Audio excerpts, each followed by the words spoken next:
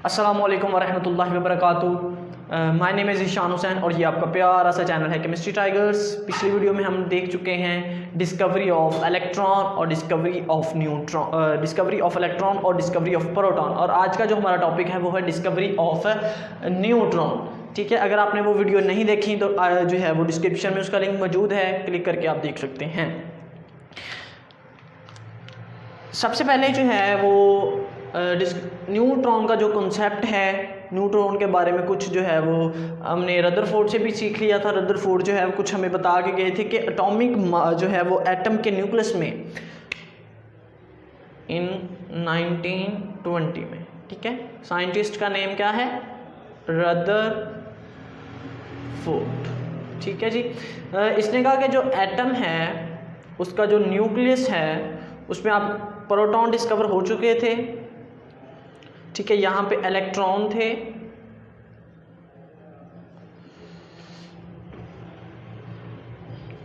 Electrons.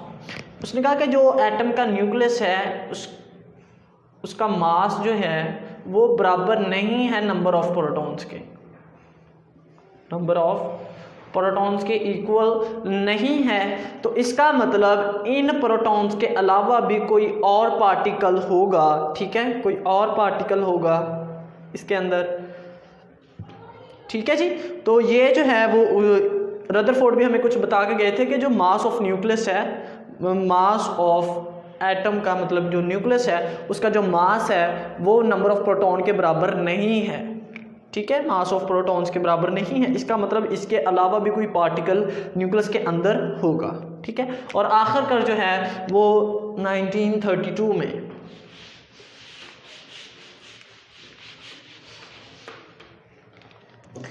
इन 1932 James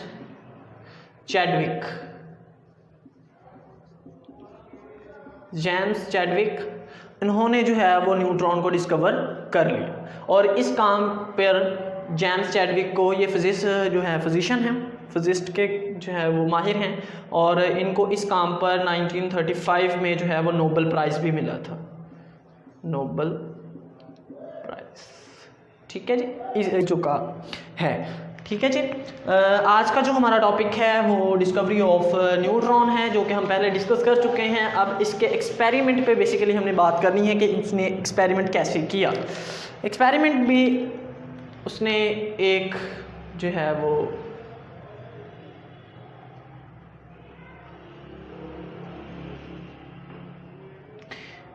वो source of alpha particle लिया, जैसे जी यहाँ से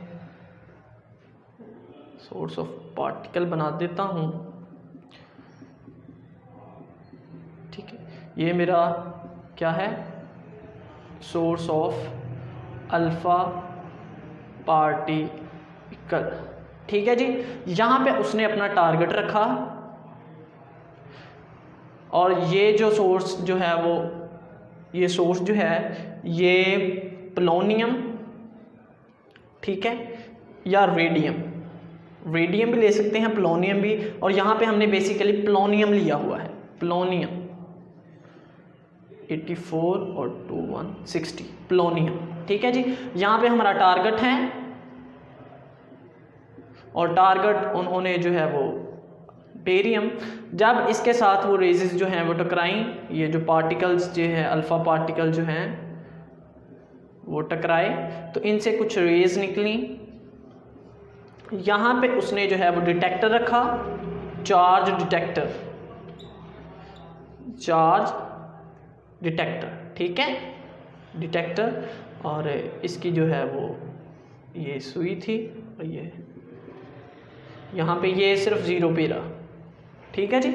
उसने क्या किया कि हमारा कुछ पोलोनियम का उसने जो है वो सोर्स इस्तेमाल करते हुए अल्फा पार्टिकल जनरेट किए, उनकी बॉम्बार्डमेंट करवाई बेरिलियम पर, और बेरिलियम से कुछ रेजेस निकली जो कि चार्ज डिटेक्टर ने मतलब उसका चार्ज, उस पर कोई चार्ज नहीं था, तो इसलिए उसकी जो है वो डिटेक्शन नहीं हो सकी, उसकी जो है वो सुई आगे पीछे नहीं हुई। ओके जी, क्लियर हो गया। अब इस एक्सपेरिमेंट को जो है वो हम कुछ इक्वेशंस के थ्रू देखते हैं।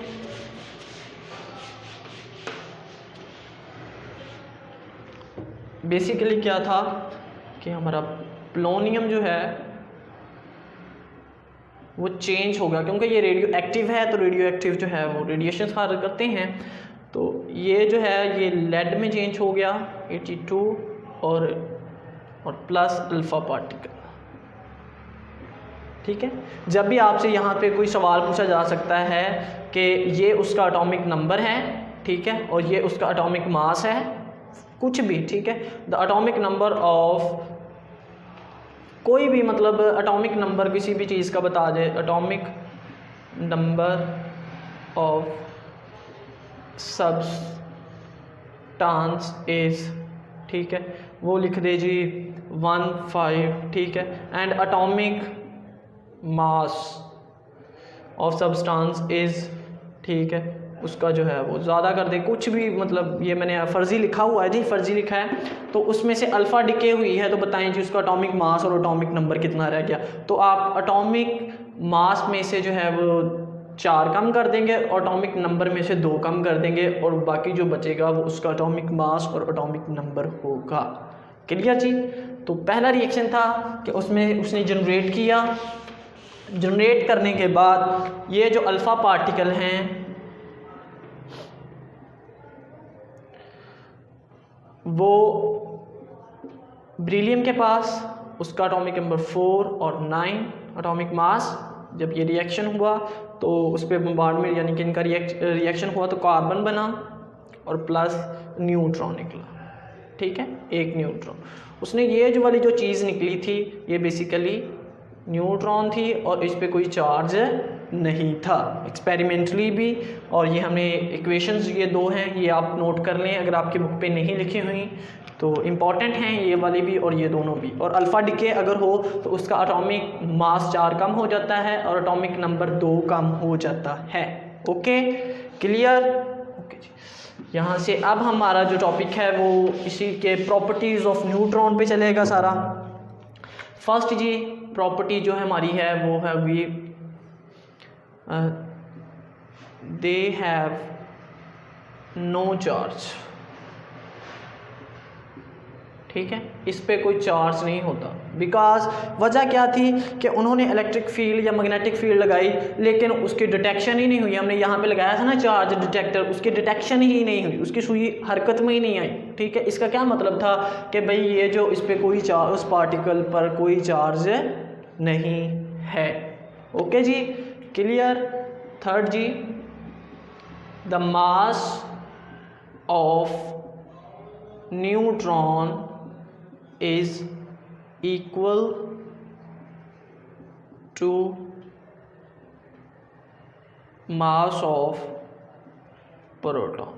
उसने कहा कि एक मास जो है मतलब एक न्यूट्रॉन का मास और एक प्रोटॉन का मास तकरीबन बराबर है, तकरीबन बराबर हैं, ठीक है जी, क्लियर हो गया। अच्छा जी, third, they have high penetrating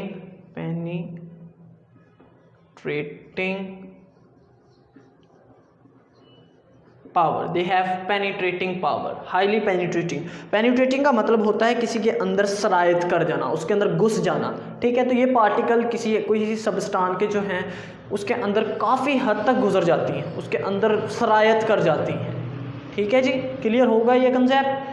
okay ji, next जी, अगर वो कहता है कि ये गैस को आयोनाइज नहीं करती, आयोनाइज का कि उसके आयंस प्रोड्यूस नहीं करती, उसके आयंस में तब्दील जो है वो जो सब्सटेंस है उसको आयंस में तब्दील नहीं करती, ठीक है, क्योंकि इसकी जो है पेनिट्रेटिंग हाई है, तो पेनिट्रेटिंग की वजह से ये अंदर सरायत तक कर जाती है और ये गैस को आयोनाइज नहीं करती, लिख सकते हैं। आई होप को आपको ये वीडियो अच्छी लगी होगी, लाइक करें, सब्सक्राइब करें।